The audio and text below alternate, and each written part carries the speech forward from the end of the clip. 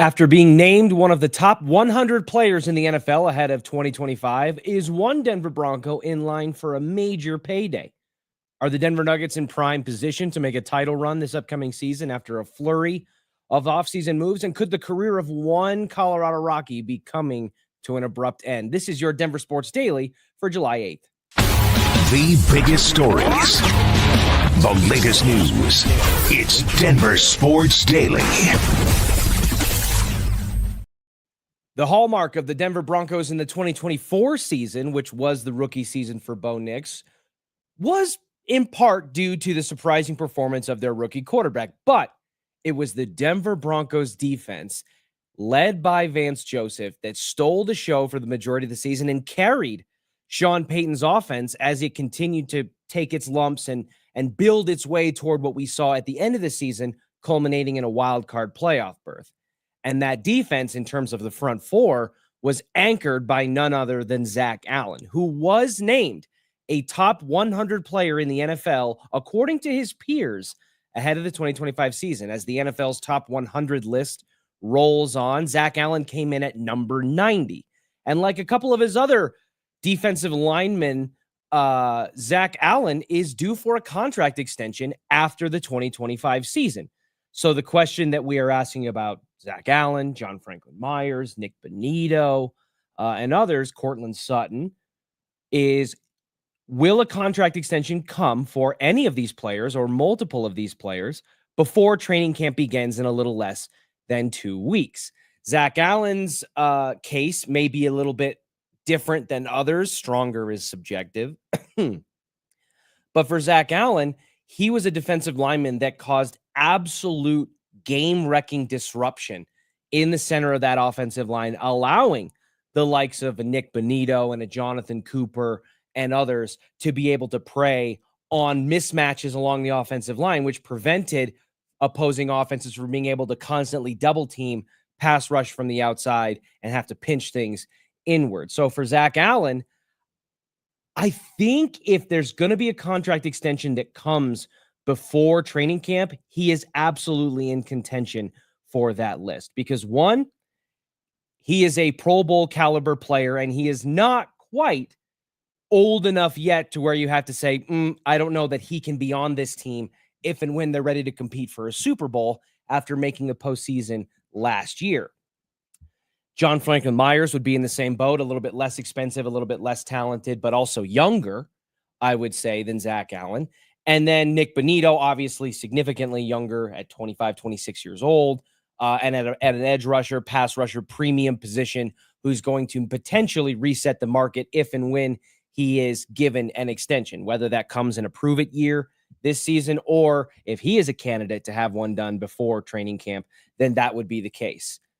In my opinion, I'm not 100% sure that the Denver Broncos can afford to not get a deal done with Zack Allen. Does that mean that it comes before training camp?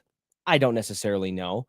But when you've got a top 100 player as voted on by their peers, and I don't think that's actually an accurate representation of where Zack Allen stands among the NFL's top defensive linemen, because I don't think there are 89 better players in the NFL, regardless of position, than Zack Allen. So for George Paton, Sean Payton, I understand that you can't pay everybody. So Nick Bonito, Cortland Sutton, John Franklin Myers, you've got Malcolm Roach as well on the defensive line, who's going to need a payday after this season. You can't pay everybody, but Zack Allen should probably be on that let's get him paid list and lock down a cornerstone anchor in the middle of your front floor to keep that defense at the high level that we saw last season.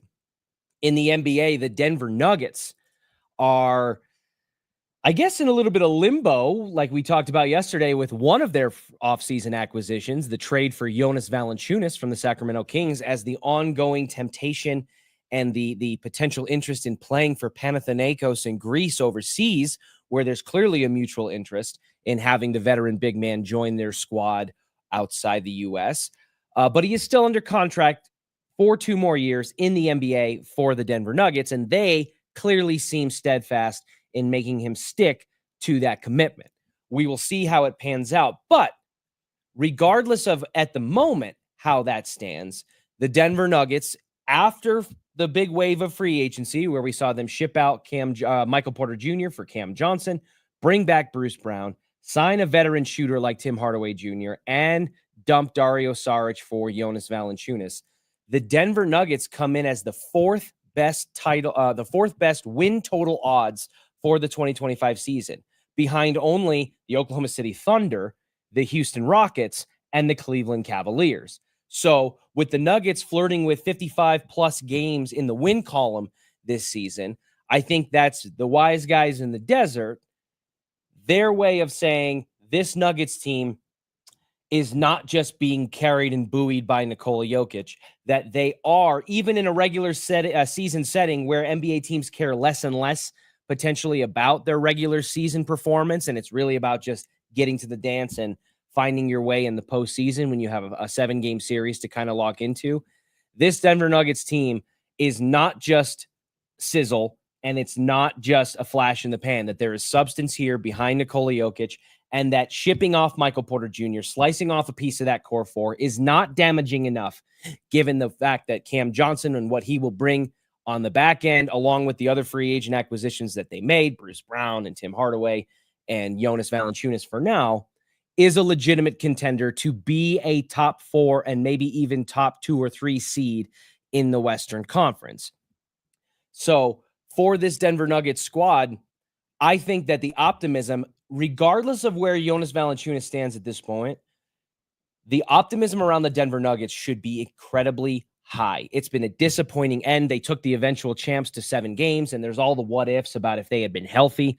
Could it have looked like this? Would it have looked like that? Should it have been this if Michael Porter Jr.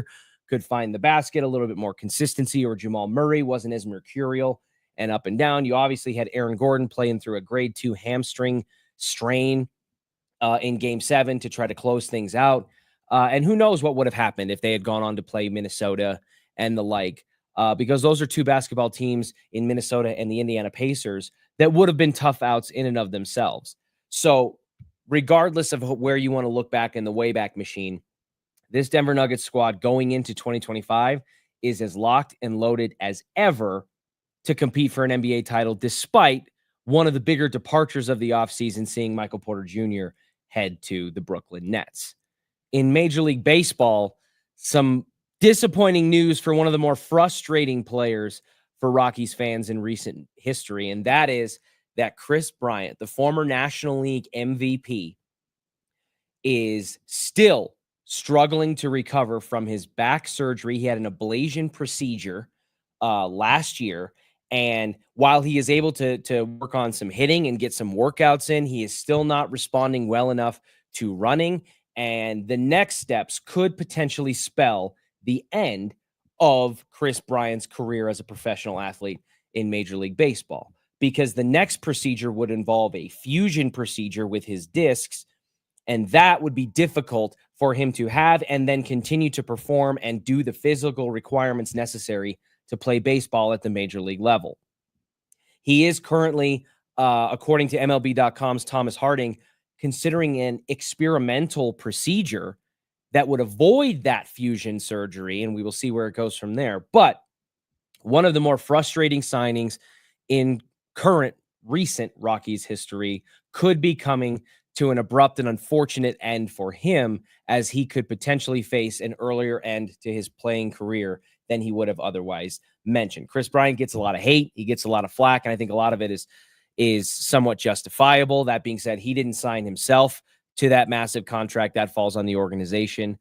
But for the amount that he's been paid compared to the amount that he has contributed to the Colorado Rockies, who are still and probably will remain on pace to be the worst team in the history of Major League Baseball, it just simply has not been a positive or fruitful venture in any way. We will see how it plays out over the course of the back half of this season, with the All-Star break nearing here in a couple of weeks, and then where Kris Bryant, who's still under contract for a number of years for a lot of money, where his career turns as a result of the medical advice that he gets in the coming months. Thank you all so much for joining me. This has been your Denver Sports Daily for July 8th.